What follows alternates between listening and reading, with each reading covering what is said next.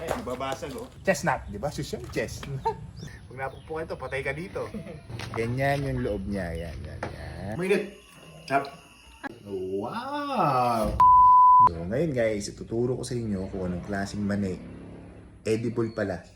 Pwede palang kainin yung mani na to. No? Nasa bahay nyo lang pala o nasa bakuran nyo.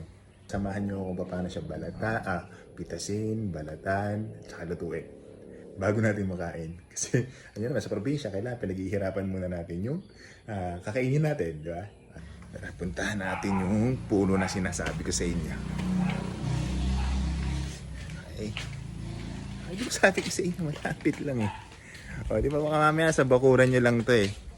O, ito yung puno na sinasabi ko sa inyo. Yung common na tawag sa kanya dito ay money tree. Pero base sa research natin, ang tawag sa kanya ay Malabar chestnut. No? Napaka-informative. So, ang kinakain sa kanya is yung bunga niya. Yung mga, hindi yung buto ng bunga niya. Yan, yan, yan. Di ba? Meron pang hante. Sige, pipitasin muna natin yan. Tapos papakita ko sa inyo kung ano yung nasa loob. Ay, nababasag oh. Ay, atin yung pumuputok na. Pumuputok na siya.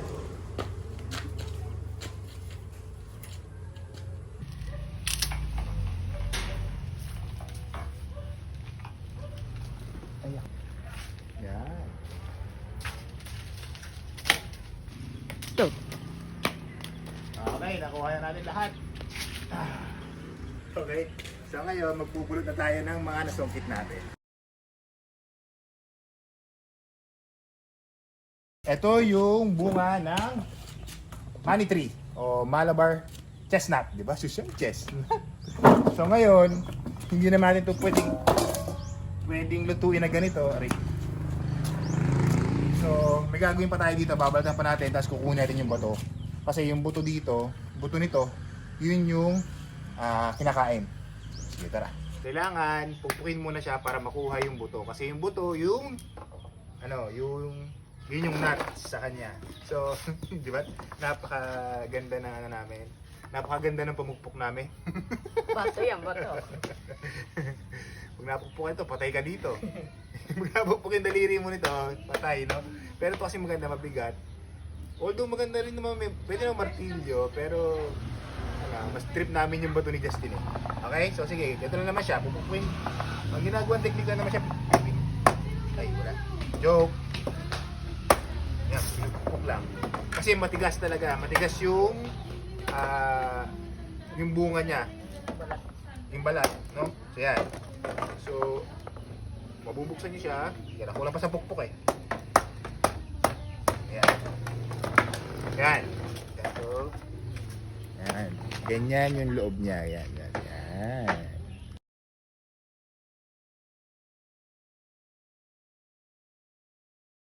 Ganito karami yung nakakuha namin ni Justin. So marami-rami ito. Medyo matagal-tagal itong balatan. Kita-kita nyo naman, bago yan naman yung setup namin. So pag bago yung setup namin, so bago yung gagawin namin. So dito kayo magbabalat ni Justin.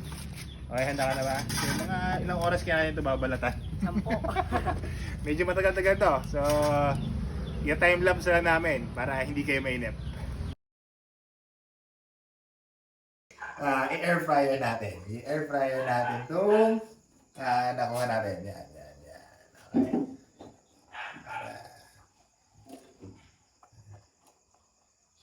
Ay, shout out dun sa camera woman ko ngayon, no? Justin, yung asawa ko po ngayon yung camera woman ko, napaka-supportive. Okay na kaya to? Ngayon na to, no?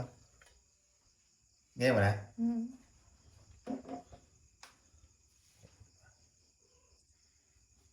Hindi ko alam kung Fahrenheit to o degree Celsius eh, pero ito, nilagay ko na sa 200 yan.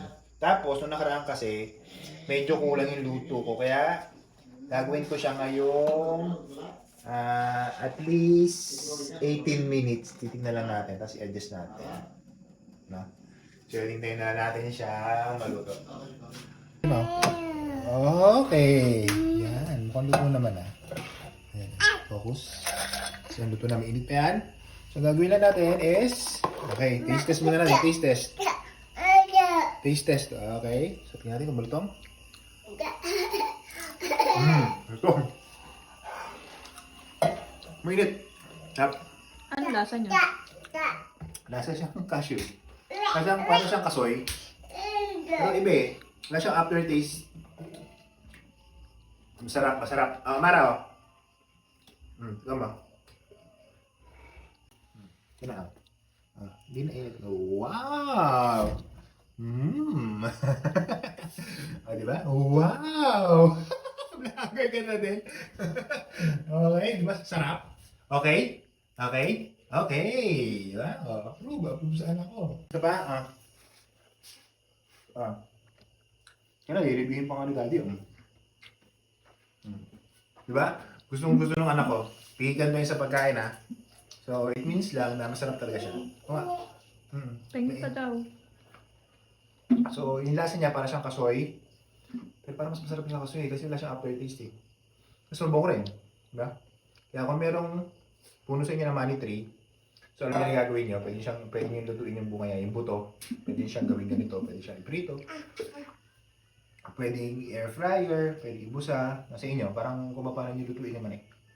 Yung nilaga, hindi lang ako sure sa nilaga. Pero yung sa binusang mani, pwede. So yun. So masarap. Isa pa? Okay, so thank you sa panonood. Yung anak ko nang ihingi na. Sarap? Okay.